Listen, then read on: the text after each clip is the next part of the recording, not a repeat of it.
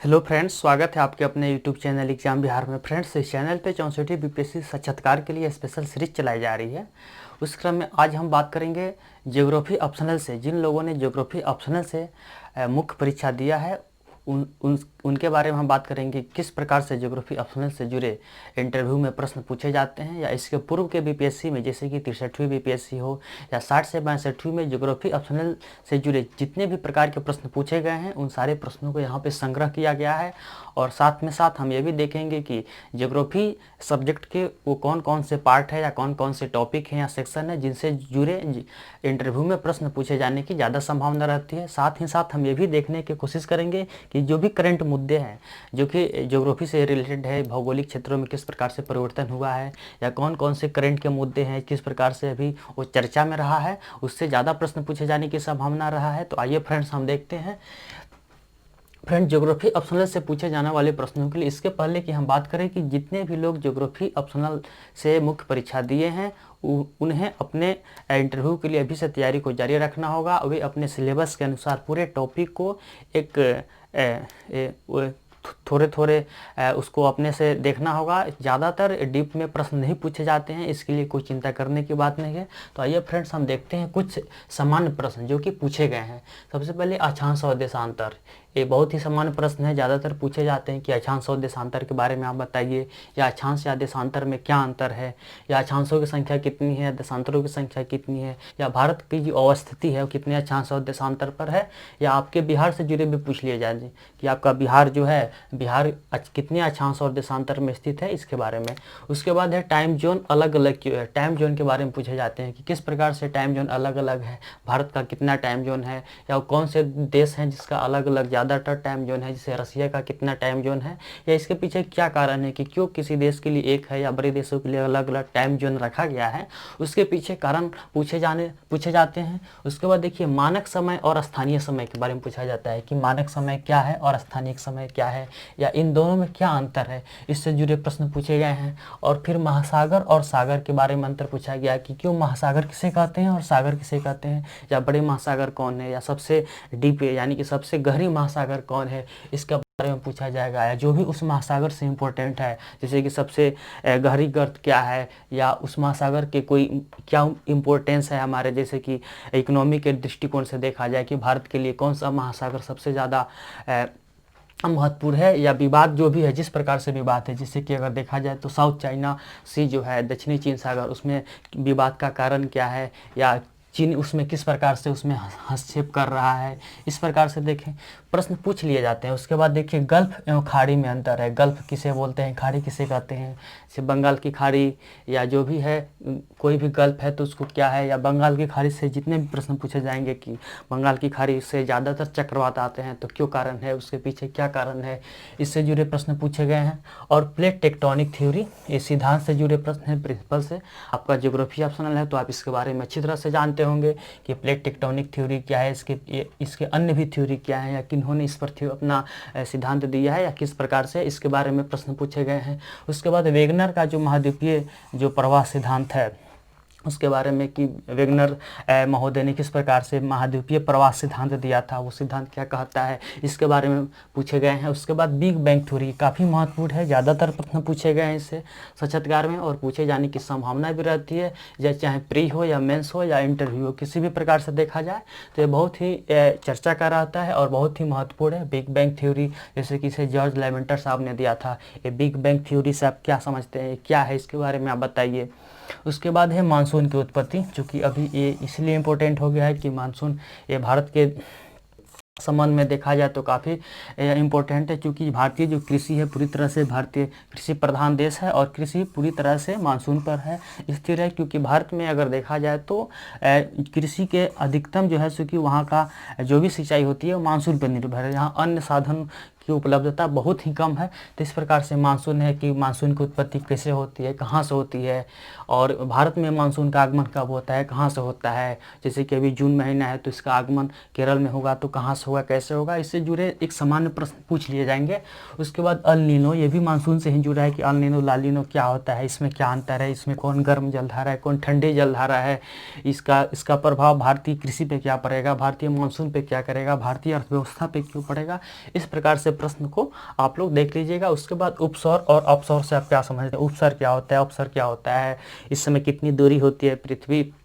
सूर्य और चंद्रमा के बीच, इससे जुड़े भी समान प्रश्न पूछ लिए जाएंगे। अब बात करते हैं, ये भी सिद्धांत है कि निश्चयवाद का सिद्धांत किसने दिया था, या निश्चयवाद के सिद्धांत में क्या कहा गया है, संभववाद का सिद्धांत किसने दिया था, या इसमें क्या कहा गया है। उसके बाद है कि नदी अपवाह तंत्र के बारे में, चूँकि नदी कुछ महत्वपूर्ण बिंदु है जिसके बारे में ज़्यादातर प्रश्न पूछे जाते हैं, चाहे मेंस हो या इंटरव्यू। जैसे कि नदी के बारे में तो आप नदी अपवाह तंत्र के बारे में बताइए, या कुछ प्रमुख नदियों के उद्गम स्थल पूछ लिए जाएंगे, या उनके जो गिरने के जो मुहाने हैं उससे पूछे जा सकते हैं। जैसे कि बिहार में कौन कौन सी नदियाँ हैं, अगर आप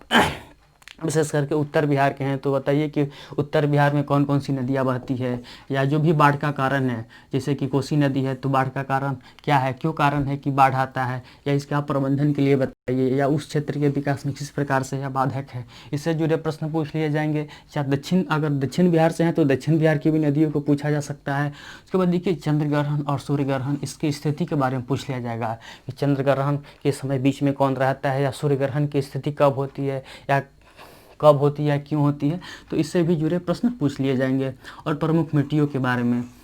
कि प्रमुख मिट्टी कौन है, या किस फसल के लिए कौन सी मिट्टी ज़्यादा महत्वपूर्ण है, या किस मिट्टी में किस प्रकार के तत्व पाए जाते हैं, या किस मिट्टी में किस प्रकार की फसल उगाए जाएंगे तो ज़्यादा बेहतर होगा। और चट्टान के बारे में और ग्रासलैंड के बारे में कि कहाँ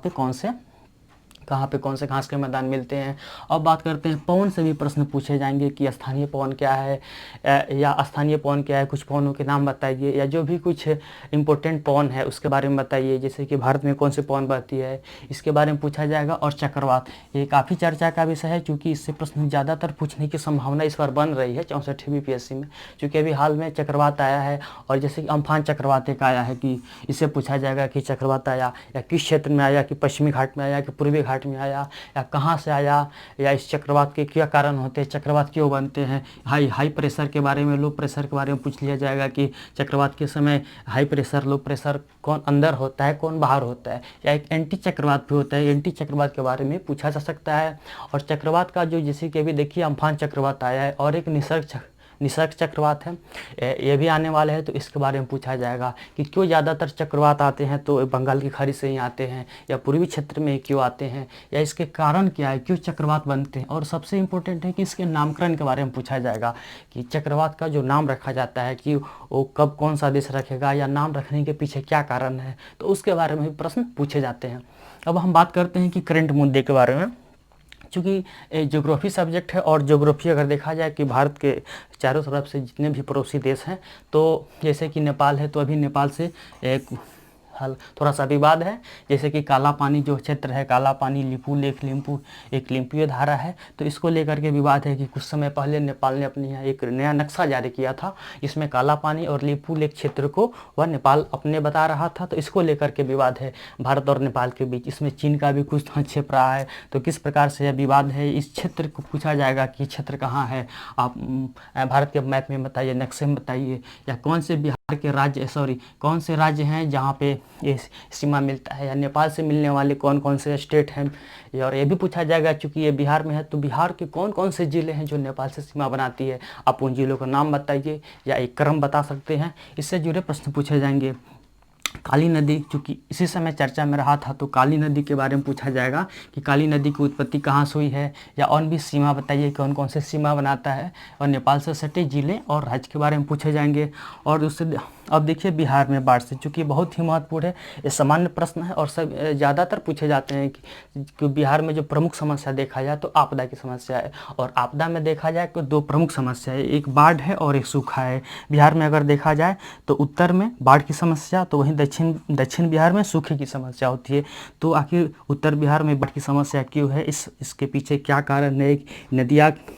ज़्यादातर नदियाँ है, तो नदियों में जैसे कि पानी का मात्रा ज़्यादा होता है, या किस प्रकार की नदियाँ है, हिमालय नदियाँ है, इससे जुड़े प्रश्न पूछे जाएंगे। फिर सूखे के बारे में पूछे जाएंगे, और आपसे जितने भी प्रश्न पूछे जाएंगे जो समस्या है तो फिर आपसे क्रॉस क्वेश्चन पूछा जाएगा, क्या इसके समाधान बताइए, क्योंकि आपसे अगर प्रश्न पूछा जा रहा है कि आप इसके समस्या के बारे में बता रहे हैं तो समाधान भी आप ही को बताना है। तो आप इसके समाधान के बारे में बता सकते हैं, कुछ केंद्र सरकार की योजना को, जैसे कि जो नदी जोड़ों परियोजना है अमृत क्रांति, उसको बता सकते हैं। और भी आप बता सकते हैं कि किस प्रकार से क्या प्रबंधन किया जाए, सिंचाई के लिए अनुसाधन को बढ़ावा दिया जाए। इस प्रकार से आप इस पर अपना एक उत्तर बना सकते हैं। और इसके कारण प्रबंधन के बारे में और भी जो भी चर्चा में रहा है, जैसे कि टाइमर भाषा बांध है जो पाक और चीन के द्वारा एक प्रोजेक्ट पे काम किया जा रहा है, ये भी विवाद का विषय है भारत के साथ। तो ये भी सिंधु नदी पर है, तो इससे जुड़े प्रश्न बन सकते हैं कि ये कहाँ है, या किस राज्य में है, या किस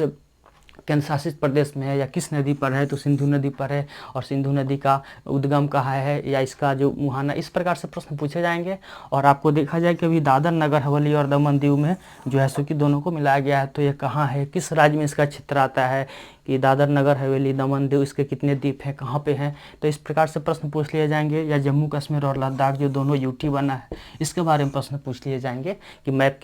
के बारे में भी पूछा जा सकता है कि आप इंडिया के मैप के माध्यम से बताइए कि दोनों क्षेत्र किधर हैं, कैसे हैं, इसके बारे में। और गंगा नदी में गाद की समस्या भी, इससे भी प्रश्न पूछ लिए जाएंगे, क्योंकि हमेशा चर्चा का बना रहता है पटना में, जैसे कि गंगा नदी के लिए ये गाद की समस्या, इसको हटाने के लिए सरकार क्या कदम उठा रही है, या आप क्या कीजिएगा। अगर आपको इस क्षेत्र में काम करना है तो आप गाद की समस्या को कैसे हटाइए, कैसे दूर कीजिएगा, इससे जुड़े प्रश्न। या स्वच्छता को लेकर के किस प्रकार से स्वच्छता अपनाया जाए, इसके प्रश्न पूछे जाएंगे। अन्य भी जितने भी है, जैसे कि अर्थ-गंगा प्रोजेक्ट कार्यक्रम जो चल रहा है, और जितने भी तरह के अगर समसामयिक मुद्दे हैं जो कि ज्योग्राफी से रिलेटेड हैं, या जैसे कि किसी भी प्रकार की, जैसे कि भौगोलिक क्षेत्र हो, या मिट्टी हो, वन हो, वर्षा हो, इससे जुड़े जितने भी प्रकार के प्रश्न हैं, तो इससे भी करंट से जोड़ के पूछ लिए जाएंगे। तो इस प्रकार के जितने भी क्वेश्चन, ये जितने भी प्रश्न है, या पूर्व के बीपीएससी में पूछा गया प्रश्न है, आप इन सारे प्रश्नों को अपने एक कॉपी में इस पर एक संभावित उत्तर तैयार कर लीजिए। और इसके अलावा भी आपको जो सिलेबस है, अगर आप उस सिलेबस है तो आप उस सिलेबस के अनुसार जितने भी टॉपिक्स हैं, आपने मेंस के एग्जाम दिए हैं तो आपको पता ही होगा, आपको अपने ज्योग्राफी ऑप्शनल रखा है तो उसके बारे में आप पढ़े हैं, आपको अच्छे से पता होगा कि आप उन सारे टॉपिक को, जितने भी आपको इम्पोर्टेंट लगे या जो भी महत्वपूर्ण है, उससे जुड़े आप प्रश्नों को तैयार कर लीजिए और उत्तर को भी तैयार कर लीजिए। आप खुद से उसको तैयार कीजिए। और फ्रेंड्स, ये ज्योग्राफी ऑप्शनल से जितने भी पूछे गए प्रश्न, इसके बारे में हमने चर्चा किया ताकि आपको एक अनुमान लग सके कि किस प्रकार से प्रश्न पूछे जाएंगे, और ज्योग्राफी ऑप्शनल से जितने भी लोग एग्जाम दिए हैं उन्हें साक्षात्कार के लिए किस प्रकार से तैयारी करने में मदद मिलेगा। फ्रेंड्स, तो यह वीडियो बनाने का यही मकसद था कि आप अपने तैयारी को जारी रखिए ताकि इसके माध्यम से आपको मदद मिल सके। फ्रेंड्स, तो आज के लिए इतना ही, धन्यवाद।